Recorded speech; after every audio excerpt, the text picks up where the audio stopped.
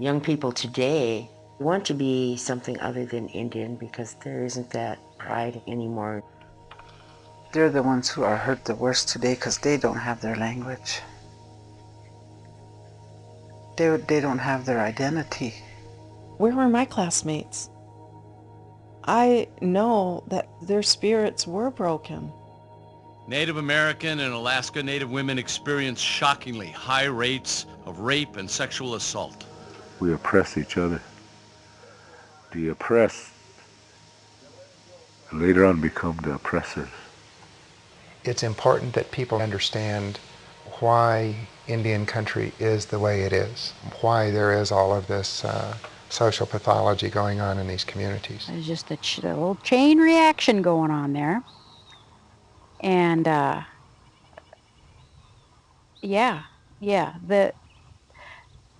and part of that would be the boarding schools.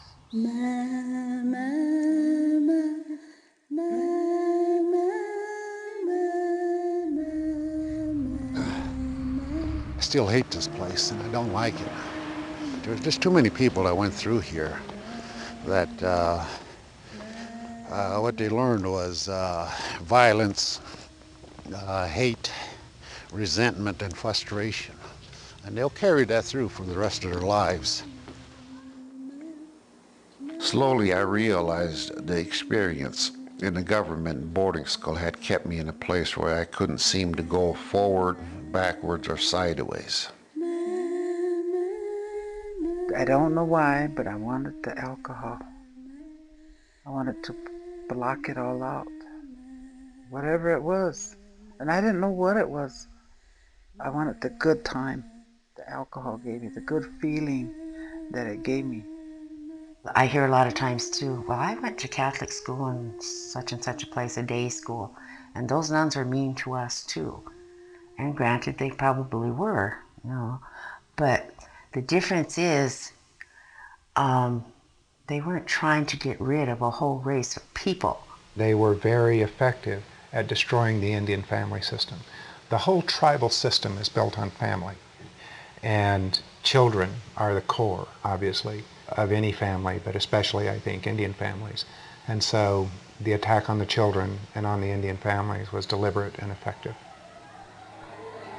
It took my mother and father away.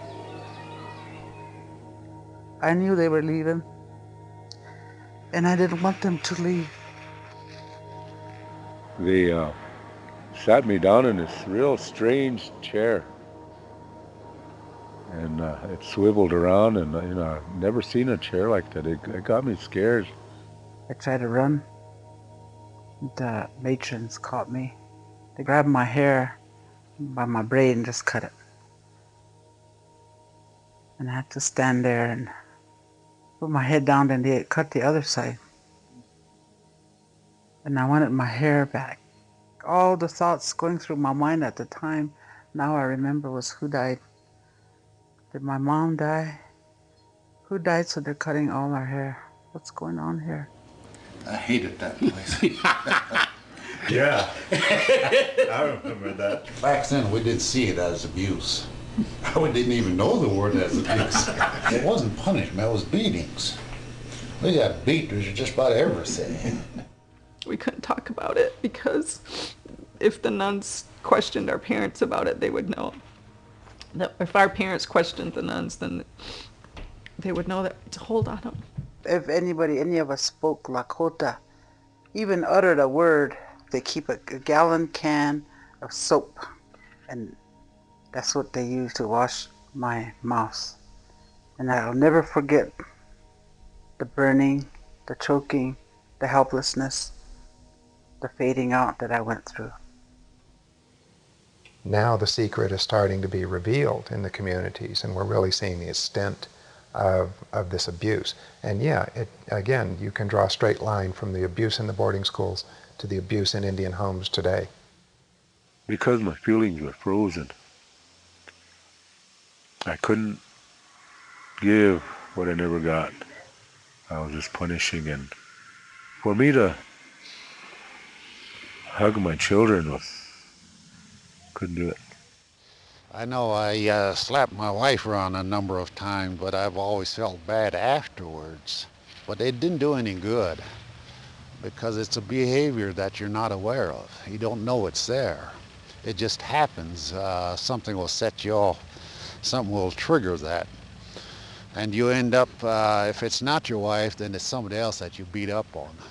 The way you address these things is to look them in the eye, understand them, say, yes, this happened to us, but we can't use it as an excuse to pass this shame on to a new generation of children. I'm sharing this because so many people living on this reservation and other reservations across the continent still suffer from these things.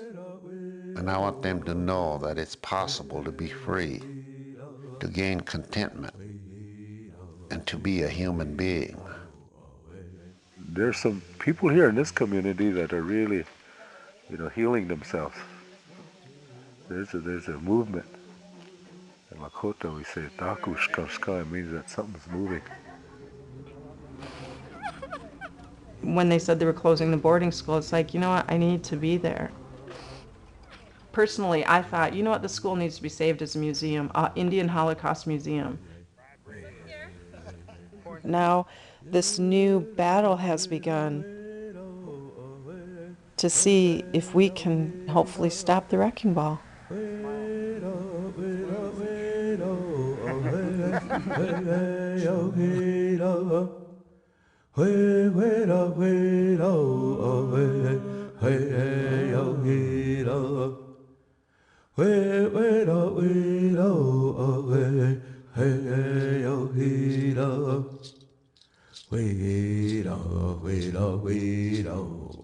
hey, hey, hey, hey, hey.